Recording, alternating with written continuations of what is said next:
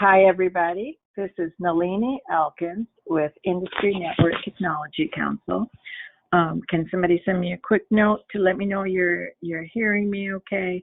And then we'll go ahead and get started. So, yeah. So hopefully everybody's, if you have any problems with the sound or anything, just please let me know. Okay. So, okay, perfect, great. Okay, so today we're here to talk about IPv6 on AWS. And as you know, many of you, that we have a multi-year project, which we're into probably, I'm going to say at least the third year of, to promote IPv6 deployment at enterprises. We do, of course, training. We do an analysis of the security and what kind of problems might be needed as far as application conversion. And we can also help you to plan your deployment to a certain extent, of course. And I really encourage you guys to take advantage of that. We're happy to brainstorm with you and go over your addressing plan. And a number of folks have taken advantage of that, or make a presentation to some of your other people on why you might need IPv6. We are doing this as a part of a grant to the India Internet Engineering Society from ISIF Asia, and INTC is a partner of IISOC, and both of those organizations are nonprofits. Thank you so much to ISIF Asia, and of course to Aaron, who has funded us in the past. There is if you're in the Asia region, there is more funding for deployment, and we have one of the folks that we work with has gotten a very nice grant to do deployment at his university. We hope to have him speaking here soon on what they have done. Here's a quick brief on who I am. I think most of you guys know me. I've been doing IPv6 for a fair amount of time, as well as being in the network area. So let's talk about Alex. She works at AWS as a networking specialist solution. She has a great deal of background in IPv6, design, network security, and so on. And she has designed quite a few enterprise scale networks. And so I am looking very forward to hearing from her. One quick caveat: as we are a nonprofit, everything is we do not recommend any specific platform or vendor, and everything we do is for illustration only. We should, as I say, a vendor, it should not be seen as an endorsement of that vendor. So having said that, let's go ahead and turn this over to Alex, which is what you came here to see. And of course, this presentation is being recorded, if I have not said that before. So Alex, over to you. Thank you, Nalini. Thank you, everyone, for your time today and for participating and for attending and for being interested in IPv6 and how IPv6 works on AWS. I'm Alex. Nalini gave a short, brief introduction about me, so I'm not gonna go more in depth on that. One thing very important before we go ahead, if you folks have any questions, any comments, anything that you want to know more about what we're talking about today, let us know in the chat, ask your questions. We're going to try and answer them as time permits. And the ones that we can't answer on the chat and live, we're going to take a follow-up on. So once again, thank you so much for being here, and let's get things started. Before we dive right into how we can build and architect networks on AWS, I wanted us to go a bit on what are the approaches of IPv6 adoption on AWS, right? And what we're seeing our customers do. And we've identified 4 focus areas for IPv6 adoption, right? So IPv6 adoption it's such a broad and encompassing term that splitting it into more manageable areas is one of the first thing that we've done. The first one is the network. And here at the network, we're looking at inside the VPC, inside the internal network for VPC to VPC connectivity, for connectivity to the hybrid networks, and so on. The second one is operating system, right? So the machine images that you are using on AWS to deploy EC2 instances, for example, do they support IPv6? Are they configured with the right libraries and with the right configuration for IPv6?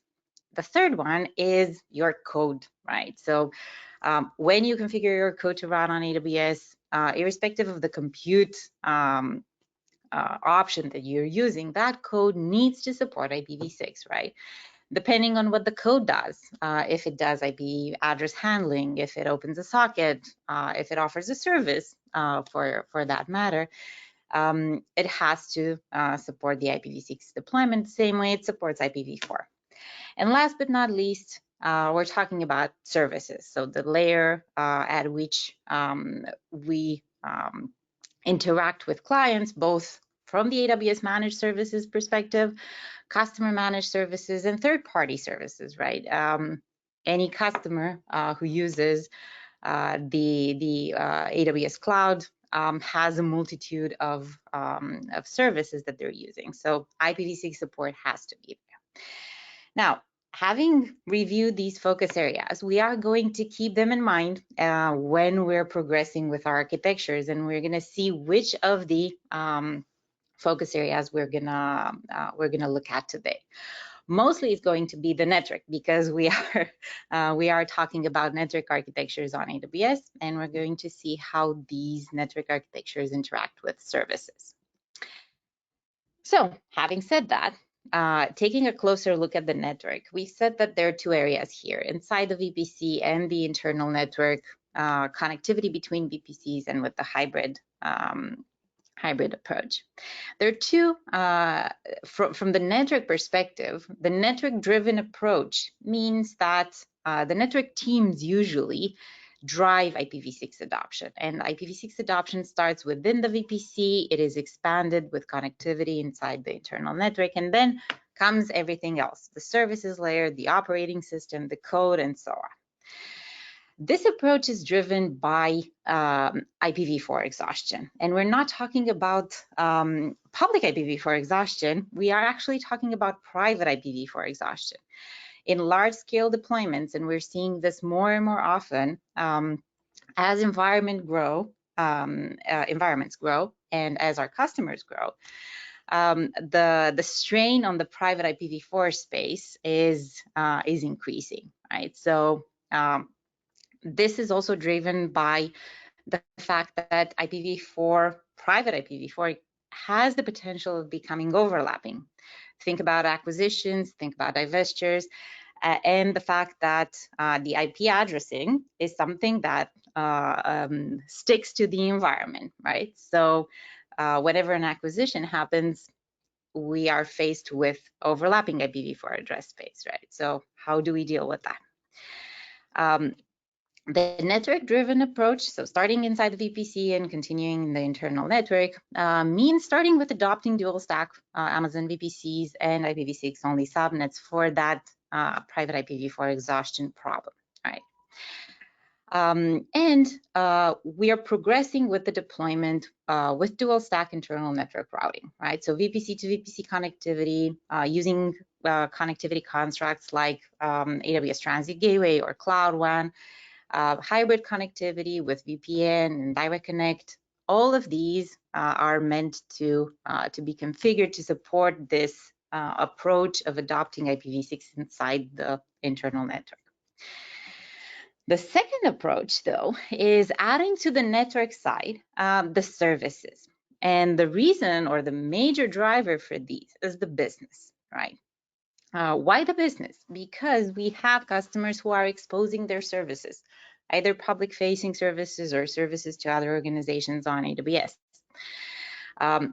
The need here comes with supporting IPv6 for those IPv6 enabled clients, right? So think about having a service that you expose in the internet, and you have to think about addressing that IPv6 client base, right, out there that runs natively on IPv6, right? So this is the business-driven approach. It's usually driven by the need to expand the business in new geographies and to expand the customer base. It still starts with having dual stack VPCs, because you need to have IPv6 in your VPC, and we're going to look at that in a second, and continues with enabling IPv6 at the services level, right? So we're looking at elastic load balancers, the primary mechanism of exposing services in a scalable, reliable fashion on AWS. And we're going to look a bit at that more in depth in the following minutes. Now, we've looked at what the approaches are for adoption, right? Network, services, it matters. What matters actually is to understand where we are, right? And understand what we as a customer, right, at the end of the day, need from the platform, from AWS, and from our deployment on AWS. Now, the first thing that comes to mind after we've decided what we want to do, right, is, okay, how am I going to start deploying IPv6 on AWS, right? And because we are looking at the network perspective and network lens, the first thing that we have to be mindful of is, how do we do IP management? For IPv6, the IPv6 address management changes the mindset a bit from how we were used to doing it in IPv4. And this is totally not specific to AWS. It is more related to the way in which the IPv6 protocol has been built. Because of the sheer number of IPv6 addresses, the mindset of scarcity is no longer there, right? We're no longer doing subnetting based on the number of hosts that we need to put in a network, right? We're not starting to count, oh, I need 100 hosts here. I'm going to use a subnet mask specific for that number of hosts. Instead, in IPv6, the question becomes, how do I design a scalable, logical addressing plan, right? How can I manage my global network that spans across multiple AWS regions, across multiple on-premises locations, offices, and so on, to have it designed in a meaningful way, right? So this is where the question comes in. And there are some generally addressed best practices and recommendations in terms of addressing with IPv6, right? So, of course, we should not overlap IPv6 addresses, right, when we're designing our addressing plan. We will see why summarization is important, and it's the same principle that governs networks since forever, which is trying to maintain manageable routing tables. Why hierarchy matters in the IP addressing plan, we're going to see that as well. The prefix legibility, IPv6 in itself is fairly hard for professionals to start to understand it, right? It is a completely different notation. In IPv4, we were used to actually remembering IPv4 addresses. In IPv6, that's something that is definitely not as easy. So having prefix legibility is important. And also, we're going to look at functional allocation, how you can do that on AWS, depending on the role of the environment that you are deploying. To help you with the IPv6 address management on AWS, we are going to look at the Amazon VPC IP Address Manager. This is a service that is essentially allowing you to manage your IP space, both in IPv4 and IPv6. And when we're looking at the IPv6 allocation strategy for the Amazon VPC, here is a screenshot of how an Amazon VPC CIDR block view looks like, right? So in IPv4, we have the CIDRs. In IPv6, we have the CIDRs. By default, when we associate an IPv6 address to the VPC, that IPv6 CIDR comes from the Amazon assigned pool, right? So AWS has a pool of IPv6 addresses for each of the regions, and we assign those IPv6 addresses or CIDRs to the VPCs. They are randomly assigned. So coming back to that easy summarization and to the hierarchy of our network, this may not be the best choice for our design, right? So how can we do it in a hierarchical way, in a managed way? Well, with Amazon VPC IPAM, we can centrally manage the IPv6 CIDRs, and we can start allocating IPv6 pools to different regions, to different environments. With Bring Your Own IPv6, you can bring to AWS your IPv6 CIDRs, which are larger usually, and you can start dividing them per regions. And we're going to look at in a second how that looks like in IPAM. What this means is that you can control your addressing plan, right? So you can say, for each of the regions, I'm going to allocate bigger blocks, and from these bigger blocks, I'm going to start allocating CIDRs to the VPCs. A very important thing, and we're going to drill a bit deeper into this one, you see that each of the CIDRs that are associated to the VPCs on IPv6 have a fixed size of /56. We're going to come back to this one. So with IPAM, you can do all the things that IPAM provides you with, automated IPv6 or IPv4 assignment, monitoring, retrospective analysis of what IPs were allocated to in the network. All of these, both in IPv4 and IPv6, right? So let's look at an example. Let's say we have a /32 CIDR that has been assigned to a customer from one of the internet registrars. Now, this pool can be brought to Amazon VPC IPAM in a top-level pool, and then it can be divided on a regional basis, right? And we can say, we can start creating this hierarchy. At each regional, we have also different routing domains, right? Or different environments in our deployment. We have, for example, production and development. We can have different hierarchy levels as well, right? This is just an example. And for each of the environments, we start allocating sub-blocks from the regional pools. And this is how we create hierarchies, right? Moreover, inside the same region, we start allocating from each of the pools the CIDRs to the VPCs. So in IPAM, you can build this global view of your IPv6 addressing, and you can manage it centrally, right? Also, this is extremely useful when you have multiple AWS accounts. So with IPAM, you can manage this entire addressing plan across multiple accounts. Now, let's look. I found this on the web. This was my Siri. Sorry for that. So let's dive a bit deeper on how you can use IPv6 on AWS, right? First and foremost, our first pit stop is the Amazon VPC and how it supports IPv6. Our focus area is the network inside the VPC. First, we're going to look at the CIDR blocks. And as previously mentioned, you can add CIDR blocks, up to 5 CIDR blocks to your VPC in IPv6. They are fixed in length, /56, and for each of your subnets, you have a fixed CIDR that you can associate with them, a /64.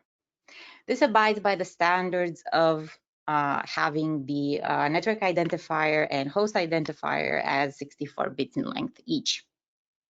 Now, once we've addressed the VPC, let's look at routing.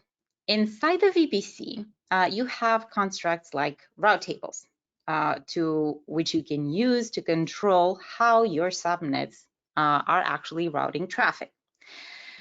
By default, each Amazon VPC comes with a default route table that is automatically populated with the CIDR blocks, both in IPv4 and in IPv6 that you have associated to your VPC.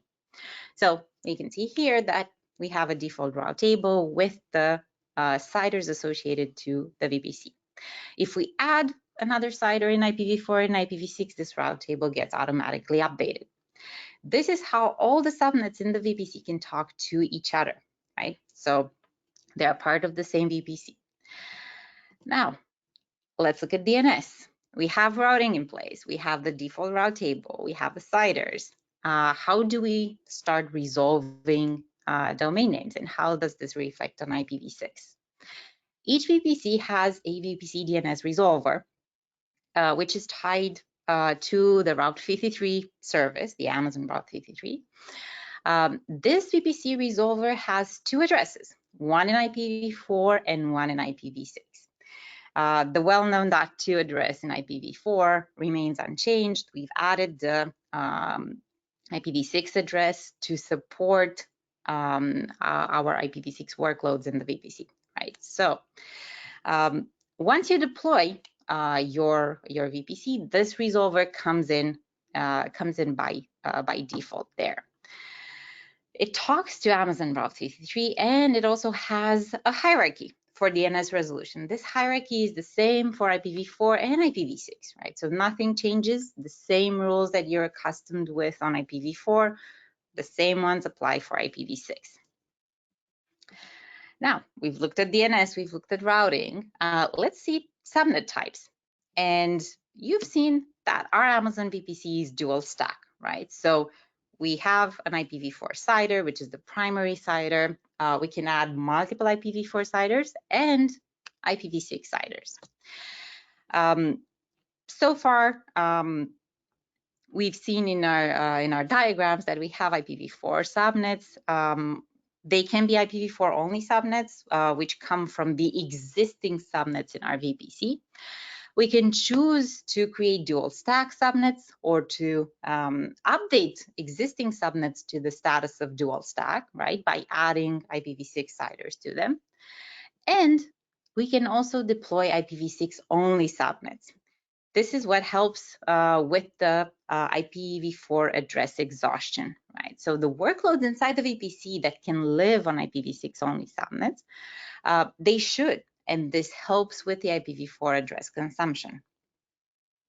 Now, all of these subnet types can coexist in the same VPC, right? So workloads in the same VPC can talk to each other on the address families that they support, right? So, for example, an IPv6 only EC2 instance can talk to another IPv6 only EC2 instance. It can talk to a dual stack instance on IPv6.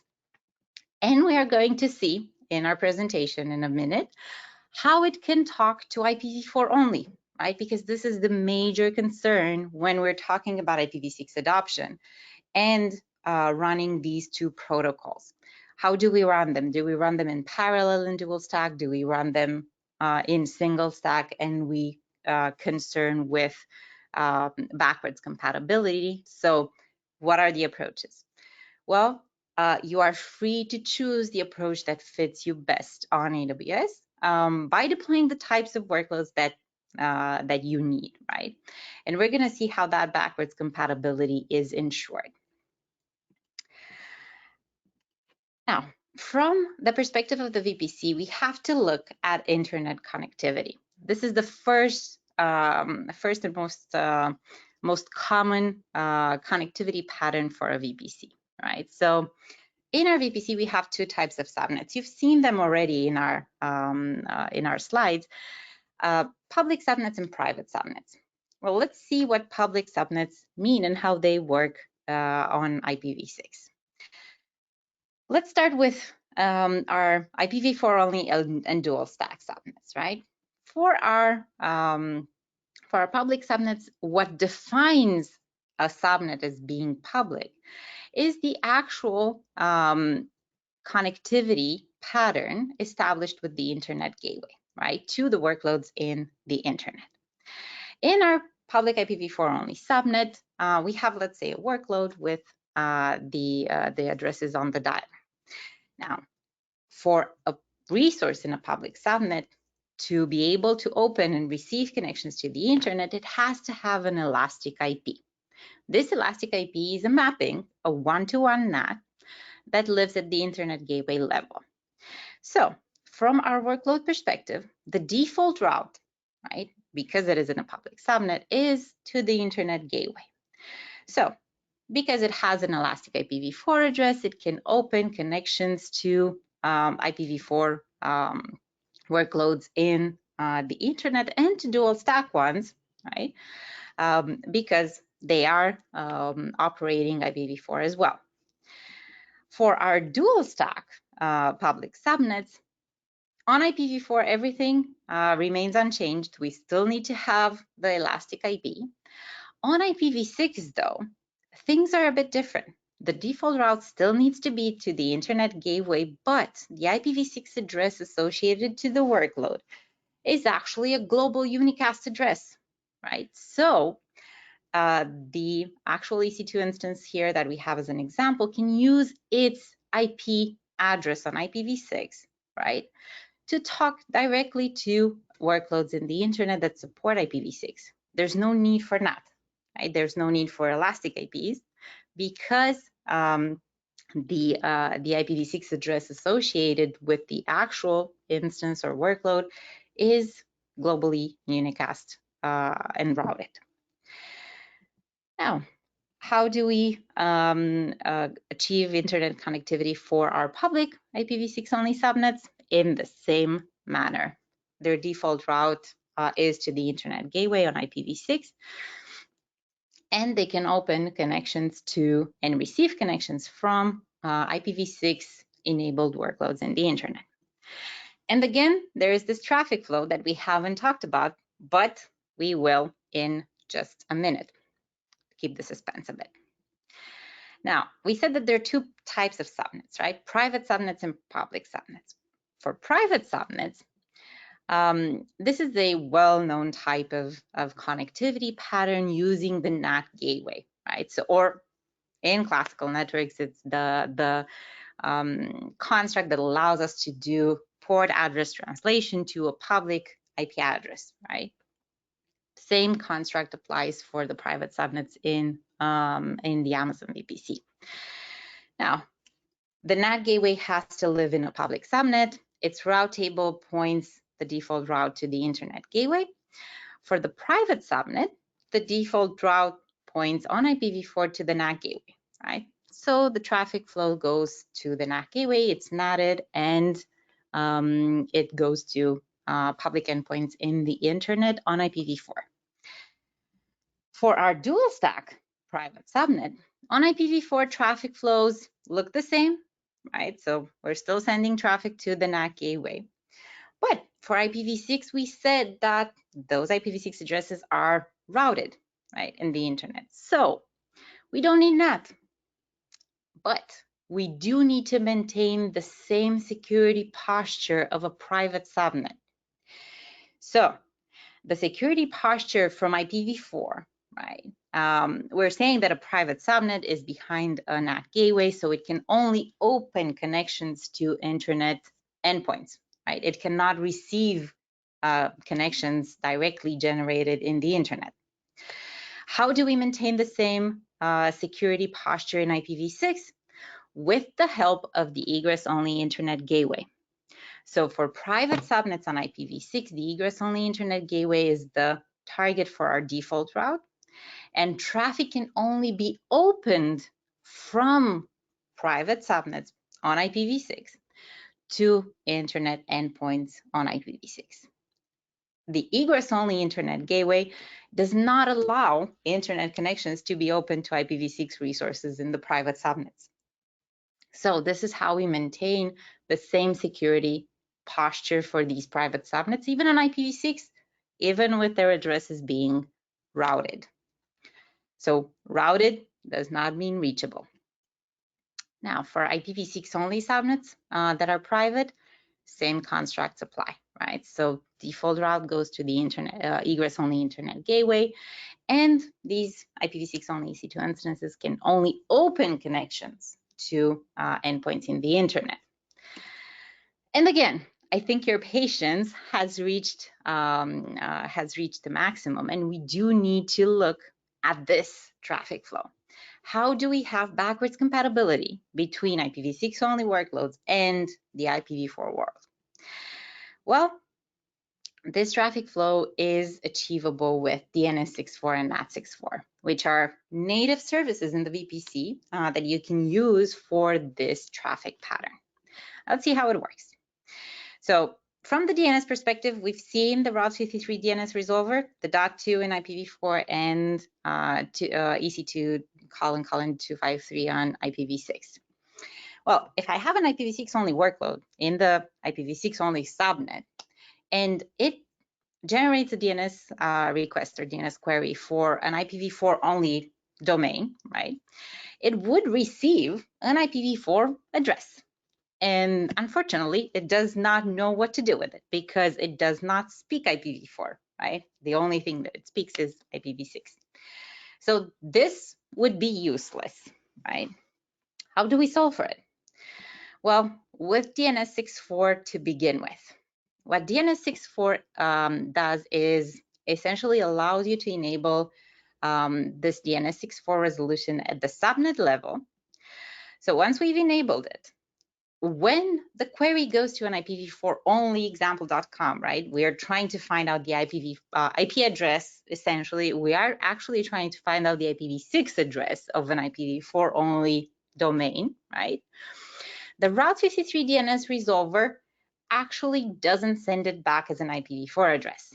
It knows that we've enabled the DNS64 on that subnet. So what it does is it synthesizes the IPv6 address that the actual workload can understand, right?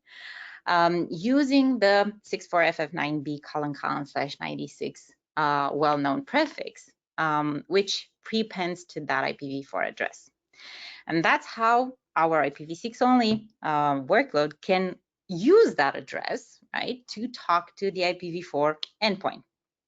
Now, if I put as an IP destination in my IP packet, right, this 64FF9B padded IPv6 address, the destination is still IPv4, right? So it won't be able to understand it.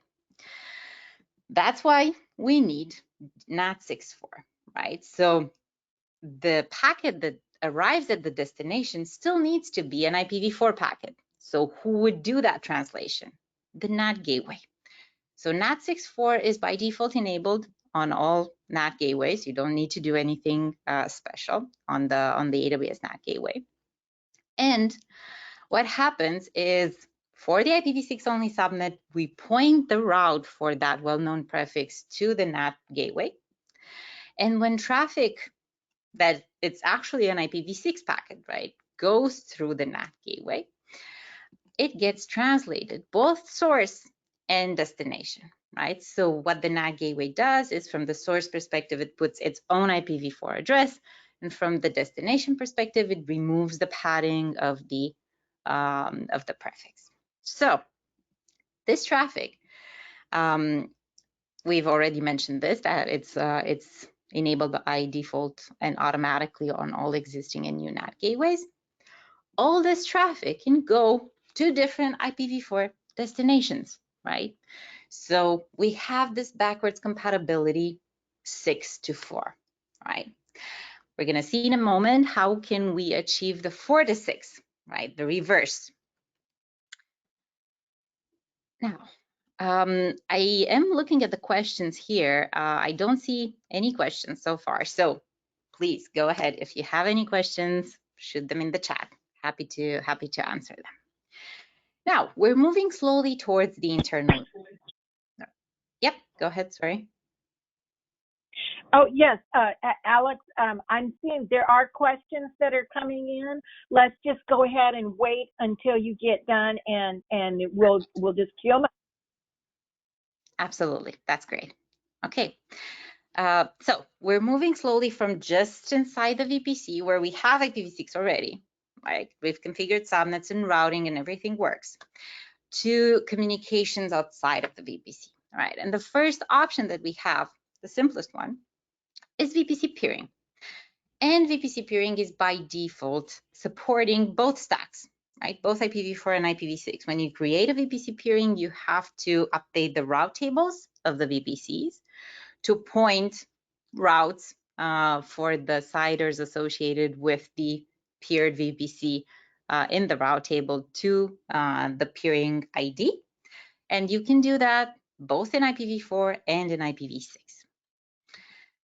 Now, we want to go at bigger scale, right? VPC peering, because it is a one-to-one relationship, right, between two VPCs, it is not extremely scalable, right? So it is very useful for some use cases, but when we are looking at more VPCs, we do need to look at additional connectivity options. And here's where Transit Gateway comes into play. When we have multiple VPCs, we attach them to the Transit Gateway, and the Transit Gateway does the routing in a distributed manner. So the Transit Gateway is not a router per se. It's a distributed function on the AWS hyperplane. So it deals with the routing, and it deals with the routing both in IPv4 and in IPv6, right? So it supports natively both stacks. The route tables on the Transit Gateway, you have a default route table. You can create additional route tables if you need segmentation. And these support natively IPv4 and IPv6.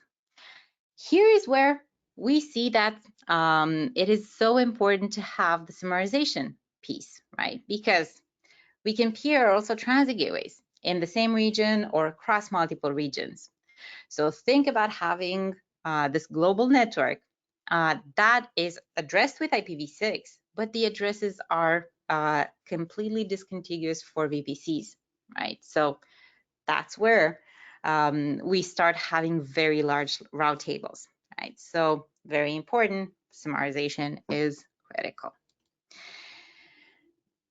Now, we've mentioned this, and we've recently launched AWS Cloud WAN, which is the fully managed service for connectivity on top of AWS, and it supports IPv6 as well. We don't have enough time to dive into all of these connectivity options, but just know that it's there and it's supported. Now, we said, okay, we're looking inside the VPC. We've grown outside of the VPC, and we've looked at connectivity for VPC to VPC. Now we're going to the hybrid world, right? We're seeing how can we connect to our on-premises locations. And we have two options there. The first one is Direct Connect, the dedicated connectivity that you can achieve on top of AWS, which offers you that private dedicated connection that it's available to create different types of virtual interfaces. We have three types of virtual interfaces supported on Direct Connect. The first one is the private virtual interface. Then we have the transit virtual interface and the public virtual interface. The private virtual interface allows you to connect individual VPCs. You see that it terminates on a Direct Connect gateway, and it supports dual stack. So both IPv4 and IPv6 routing are available. The transit virtual interface is what powers hybrid connectivity for the Transit Gateway and Cloud WAN. So it is also fully supporting the dual stack function, right? So both IPv4 and IPv6. And the public virtual interface allows you to use your Direct Connect connection, right? So your dedicated connectivity to AWS and that routing over the AWS backbone to access AWS services, right? So the AWS public services with public IP addresses, both on IPv4 and IPv6, are available on this public virtual interface. All of them supporting fully dual stack routing. I've said that we have two options. The second one is site-to-site VPN, extremely used for less critical types of connectivity options where we don't need that dedicated connectivity using physical circuits. AWS VPN, site-to-site VPN supports both IPv4 and IPv6, right? So again, this dual stack function is fully supported for routing both on IPv4 and IPv6. Now, we looked at the VPC connectivity and how can we deploy these workloads, right? We looked at NAT64 and DNS64, which gives us the ability to provide backwards compatibility between IPv6 workloads and the IPv4 ancestors. Now, elastic load balancers help us deploy these workloads on AWS in a highly available, highly scalable fashion, right? So they support IPv6 as well, because they're that mechanism that you can use to expose your services, right? So let's look at how IPv6 support looks like here. Let's start from our dual stack VPC, right? We have this mix of types of subnets in our VPC. V6 only, dual stack, V4 only, right? They can all coexist in the same VPC. Now, first pit stop is the application load balancer, our layer 7 HTTP HTTPS load balancer.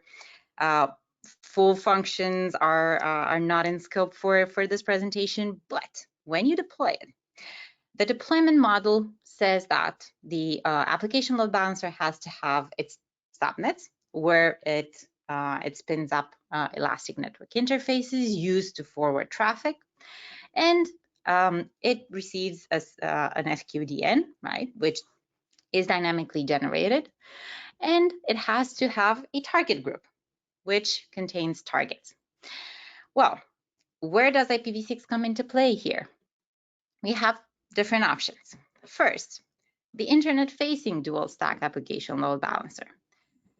What changes in our deployment model is that the application load balancer subnets are public dual stack subnets, right? So we can expose publicly our service in a dual stack fashion, and we can receive connections from clients in the internet on both IPv4 and IPv6. All while our targets can continue to remain IPv4. Extremely important, because from the operational model and the adoption model, maybe the service is not ready to support IPv6, right? So you can have a gradual adoption approach. You can say, okay, I will deploy my application load balancer in dual stack mode, and my targets are going to continue remaining IPv4 until they are ready to adopt IPv6, right? The second model is internal dual stack, right? So we're not just exposing services to the internet clients, but also to our internal clients in the network. The only thing that changes is that the application load balancer subnets are private dual stack subnets. So the ENIs are support IPv4 and IPv6 as well. Targets can continue to stay on IPv4 for as long as they need, until they become IPv6 ready. And if our service is IPv6 enabled, right, what we can do is use the application load balancer in a dual stack subnet, so providing our service to both IPv4 and IPv6 clients, both internal and external, right, while our targets are IPv6 only, right? So the service may be well advanced, right? They may be running on IPv6, and you have this when you're trying to overcome that IPv4 exhaustion, right? Maybe some services are more advanced and they have a faster pace of adoption, and the targets are IPv6, right? But the clients of the service will continue being on IPv4 for quite some time, right? the flip of a switch migration to IPv6 is not something that's doable. Right? So your clients will continue to access your service, even if it runs on IPv6, your service, through the application load balancer that is dual stack. From the types of load balancers perspective, we also have network load balancer. As its name stands, it is a layer 4 load balancer. It helps you balance non-HTTP, HTTPS protocols. And from the deployment model, it is extremely similar to the application load balancer. It still needs its own subnets. It makes use of the hyperplane ENIs, and it has the target group with targets for its listeners. Now, same deployment models for ALB apply also for the network load balancer, right? So you can have an internet-facing dual stack load balancer with the public dual stack subnets, and targets can continue being on IPv4 for as long as it's needed. You can have internal dual stack network load balancers within private dual stack subnets with IPv4 targets. And you can have dual stack network load balancers with IPv6 targets for those workloads that run on IPv6, right? And this is where you have that backwards compatibility between IPv4 clients and IPv6 services, right? So your IPv4 clients can continue accessing those IPv6 services by means of the application or the network load balancers. Now, for both types, the IPv6 targets must be IP type and inside the VPC or in a peered VPC, because we're talking about global unicast addresses. So we cannot configure as targets IP addresses in the internet that we don't have access to. And last but not least, we're going to look at the dual stack and IPv6 only private link support for the services that you are managing. With private link, you can expose these services that are backed by an NLB in your service provider VPC to client or consumer VPCs without needing any other type of connectivity. There's no need for VPC peering. There's no need for transit gateway or cloud WAN, right? The only thing that is needed is the private link. And you can make use of private link to expose your service, irrespective of what your service capabilities are, right? As long as you have a dual stack network load balancer that is front-ending it, you can use private link, and your consumers have the freedom of configuring their endpoints in their VPCs using the type of address that they are supporting, right? Either IPv4 or dual stack or IPv6. One very important thing is that for IPv6, the VPC endpoints, endpoint network interfaces, because on IPv6 they will have global unicast addresses, we don't want them to be accessible from the internet, right? Because this is a private connectivity mechanism. So they have a flag on them, which is called deny all internet gateway traffic. And this means that these ENIs are not and never accessible from the internet. Now, that being said, we've looked at a lot of network services and their IPv6 support. There are additional services on AWS that support IPv6, and we're continuously adding to this list. And we are working together with our customers to understand priorities. This is the most important thing, to understand where you are and to meet you and to help you speed up your IPv6 adoption on AWS. If you folks are interested in more documentation, if you folks have questions, comments, we have 10 minutes to go. It's been a ride through all the connectivity options that support IPv6. Please let us know. Check out the documentation and shoot your questions. We have 10 minutes. So Nalini, do you want to go ahead and let's let's answer questions. Yes, let's do that. Unfortunately, I have a hard stop at 12, and so we can't stay over.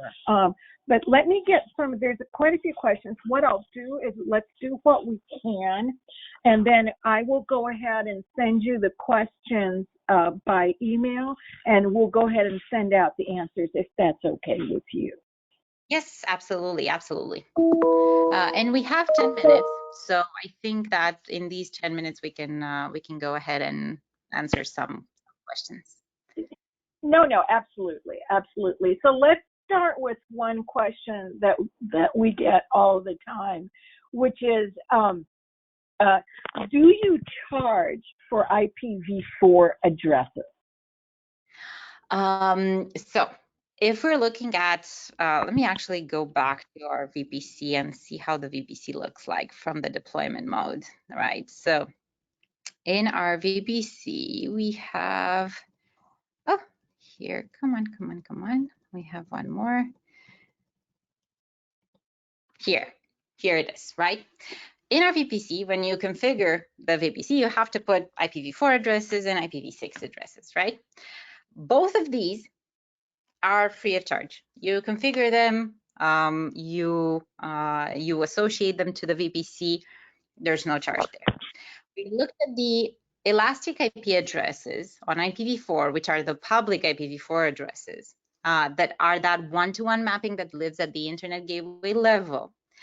And there we charge for the unused elastic IPs that are assigned to your account, right? So if you don't use them, that's when we charge for them, not otherwise. For IPv6, there is absolutely no charge at all, right? So you take it from the Amazon pool, you associate it to your VPC, and you are good to go. So how many do you get? How many are you allocated? How many IPv4 addresses are you allocated? I am not sure I even have that number. There are enough to serve our customers. I can assure you that. Sure.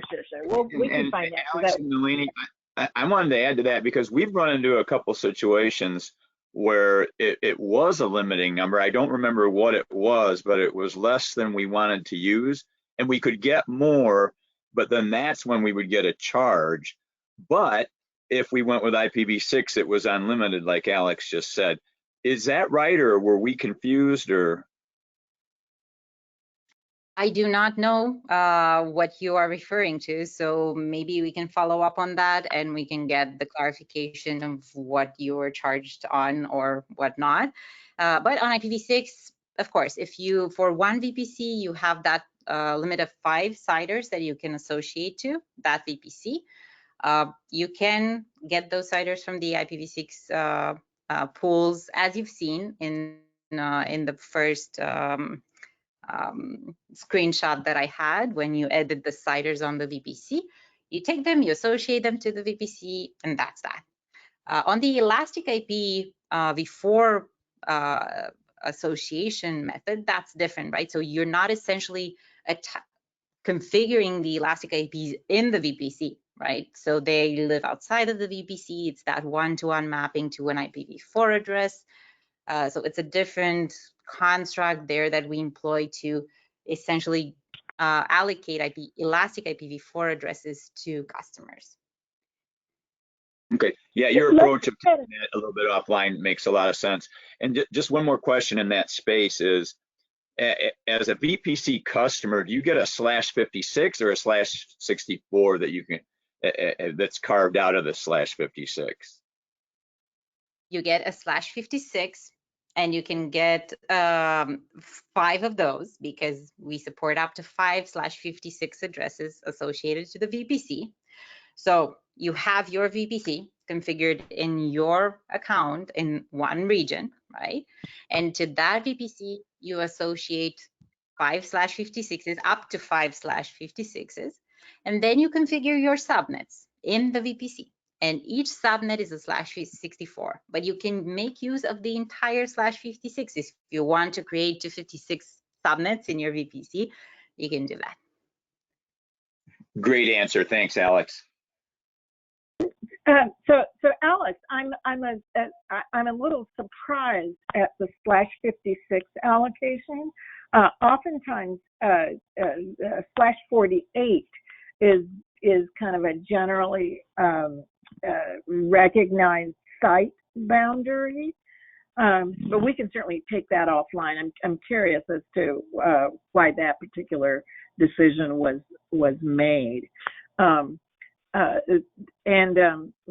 course, you can bring your own IPv6 address, to the, as well. And here's where we were looking at that that allocation mechanism, right? That you can have in IPAM, and you can have those /48s for the environment, right? So from this /48, you further carve out /56s for the VPC, right? Right. No, that's right. But that's if you bring your own address. But I think for you guys, if you don't, you carve out /56s out of your allocation if the person doesn't bring their own allocation. Did I get that incorrectly? Yeah, no, that is correct. So the Amazon VPC CIDR is, as we were looking at here, a /56. Sure. We can certainly discuss that later. Just one minor kind of pet peeve I have. There's no such concept as CIDR in IPv6. That's an IPv4 concept. We generally refer to it as an IPv6 prefix. But as I say, that's just kind of a pet peeve of mine. Yeah. So it is for consistency and not to confuse customers with IPv4 CIDRs and IPv6 prefixes, and there's so many new terms that we need to get accustomed with IPv6 that the fewer we introduce new, the better, right? No, I know, but most of us are active at the IETF, and so it brings our hackles go up. So it's a slightly different audience maybe than you generally have. I will say all the cloud vendors do this, and it's a total pain in the neck for all of them. You're not alone. So there's quite a few questions. As I said, we're not going to get to all of them. So I guess the question about there is a question. Some people are deploying what's called an Amazon Outpost, and it says it doesn't support IPv6. Is that correct? And is there a mistake, or do you know when it will support that?